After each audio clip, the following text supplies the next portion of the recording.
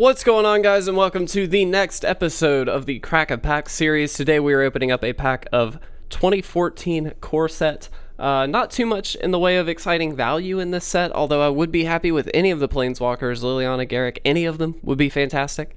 Sitting at the top, though, we do have Rise of the Dark Realms at $19. Archangel of Thune and Darksteel Forge are both sitting at $18, and then Mutavault, which would also be a great pickup, is right at 15. So some value in this. Hopefully we get something cool. As always, though, we are going to do the best we can to determine what our pack one pick one would be if we were in a draft setting. I'm not going to be perfect at this, so by all means disagree with me in the comments section, but we will do the best we can. So without further ado, our first comment here, Master of Diversion. It's a 2/2 for 2 and a white. When it attacks, tap target creature defending player controls. This is actually really good. It's a great way to punch through some extra damage, especially if you're in like a Boros aggro style deck, or even like a go wide token strategy deck or something like that. If you're trying to be the aggressor, this is really a great card. So I do like that. It's not my favorite first pick, but it's definitely good. Time Ebb is a sorcery for 2 and a blue. Put target creature on top of its owner's library. This is actually really good too. So it's a tempo play. It's a great tempo play.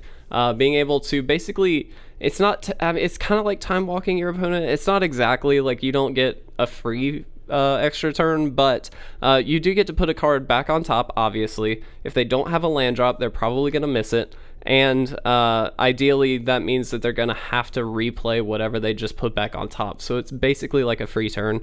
It's actually really powerful in those situations. Obviously, the floor for this is not as great.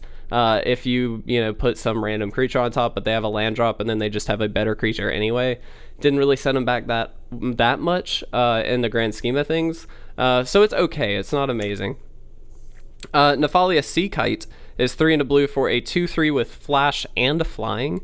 This is amazing in my opinion. I think this is one of the best commons for blue. The reason being, obviously a 2/3 flyer is just decent anyway. For 4, it's like not great, but okay. It's got a bigger butt, so it's going to be able to get through some extra damage, hopefully. But you can also flash this in, which means you can surprise your opponent if they're flying over you and you don't have a blocker, supposedly, but you have this in your hand. You can actually just flash this in and surprise block it. So for that reason, I actually really do like that card. Hunt the Weak, also a great card. Sorcery for 3 and a green. Put a 1/1 counter on target creature you control, then that creature fights target creature you don't control. This is something that we often see in green, which is fight effects as basically removal. And this is one of the prime examples. This, Prey Upon, all these cards are fantastic. Removal is usually pretty scarce in green because you're really just trying to trample over the creatures more so than actually deal with them one-on-one. But it's great to always have a couple removal spells in your deck, and this is the perfect one for green. So I do like this card. I don't know that I like it more than the Sea Kite. It depends kind of on the rest of the pack, honestly. Ooh, excuse me. Fortify is our next card. It's an instant for 2 and a white. Choose one. Creatures you control get +2/+0 until end of turn, or creatures get +0/+2 until end of turn. Obviously, the idea is that you want to go wide and then be able to punch through just a ton of damage for 3 mana. Obviously, a great ceiling. There's a lot of good stuff there, and it can be really, really powerful. In truth, it can be a game ender. But I like having the go wide strategy first and then picking up Fortify instead of doing it the other way around. It pigeonholes you a little bit, so I don't like doing that too early. But it is definitely a powerful card in that strategy. Shrivel is 1 and a black for a sorcery. All creatures get -1/-1 until end of turn. Ideally in a core set, you're going to pick off 1 or 2 creatures. That's the goal. In some cases, though, this can just be a dead card. I still think it's probably decent to play 1 of, because early game it's just going to be able to clear hopefully a decent amount of the board away, or at least shrink them in such a way that you can get through a good attack or something like that. In tandem maybe with another spell, you can get some extra value out of it. I do like this card. Not an amazing one in my opinion, so I'm going to put that to the side. Elvish Mystic, a fantastic card. 1 green for a 1/1. You can tap it, tag green to your mana pool. Obviously a ramper. This is perfect. This is exactly what you want in green because you want to be able to play your big, fat, just dumb creature spells as quickly as possible. And so for that reason, this is exactly the kind of cards you want to get. This is a first pickable card, in my opinion. So I'm going to keep it in this pile for now. Coral Merfolk, just a 2-1 for 2, vanilla creature. Unfortunately, just not very good. Not too much to say about this. Vanilla 2-1s for 2, just that's worse than a grizzly bear, so really not very exciting. Sliver, I always forget slivers are in this set. So Striking Sliver is a 1-1 for 1 red. Slivers you control have first strike. This is exactly the kind of sliver you want in a sliver deck. However, drafting a sliver deck is almost always a bad idea unless you just get insanely lucky.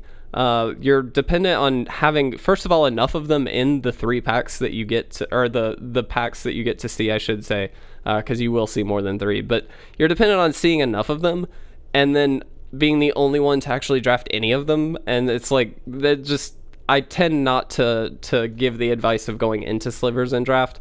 That being said, if you are, this is exactly the cards you want. It's a 1-1 for 1, and it gives all of your slivers first strike, including this one, which is fantastic. So do like that card in that sense, but definitely not something I would want to pick.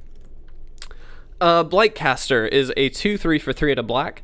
When you cast an enchantment, you may have target creature get -2/-2 until end of turn.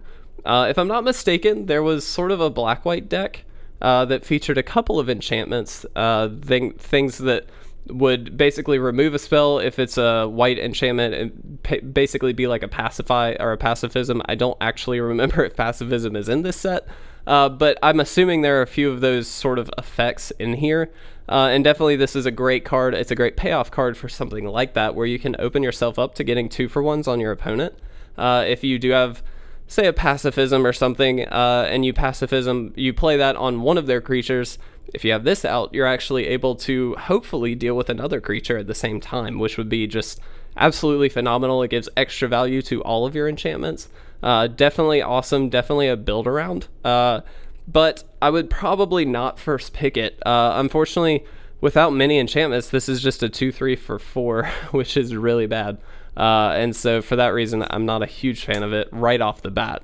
Definitely if I was already sort of playing for enchantment themes, I would go for it. Wall of Swords is a 3-5 for 3 and a white. It has Defender and Flying. Not very exciting. Again, I think I mentioned this in the last Crack-a-Pack, actually, Dragons of Tarkir, where Defender is really not that exciting in draft. It stalls the game. It's definitely worth it for some decks, but in general, I'm really not a huge fan of it unless you're synergizing, which there are definitely, like, Iconic Masters synergized with Defender really, really well. It was actually a sweet deck. In this, probably not so much, so I'm not a huge fan of that. Air Servant, a very classic and powerful card. A 4-3 for 4 and a blue. It has Flying, and you can pay 2 and a blue and tap target creature with Flying. This is honestly probably the pick so far. Obviously, we do still have our rare, but this is just an absolute bomb for blue decks. It's huge, gets over a bunch of stuff, and it can actually punch through the damage with that extra ability. So I really, really like that card. Witch Stalker is our rare. It's a 3-3 for 1 and 2 green. It has hexproof, already great. Whenever an opponent casts a blue or black spell during your turn, you put a +1/+1 counter on Witch Stalker. I feel like this is actually good enough to beat the Air Servant in terms of my first pick. The only reason I say that is the 3-3 hexproof for 3 is already great. Incidental value on the blue or black spells just is amazing. I feel like that's awesome. So I'm not sure, but I feel like that's good. We also have a foil sensory deprivation, which is an enchant creature for 1 blue. Enchanted creature gets -3/-0. Not very exciting, unfortunately. It is between these two cards. I can kind of see going either way, honestly. I would probably, just because I've never been able to play with Witch Stalker, I would probably give it a shot. There's a lot of other good green cards, which I wouldn't really expect to wheel, though, which is kind of scary. I feel like maybe it's better to pick the Air Servant, but I'm going to stick with it. I'm going to say Witch Stalker. By all means, disagree with me, because I feel like it's actually probably Air Servant, but I do think both of these cards are probably really, really good. So either way, I think you're set up for a really good draft. Hopefully I didn't botch that too badly. If I did, let me know in the comment section. But if you enjoyed this episode, please make sure to leave a like or a comment down below. As always, please make sure to subscribe as well to stay up to date on all of our awesome content. But with that, I'm going to get out of here, guys. Thank you so much for watching. I will see you in the next Crack-a-Pack video.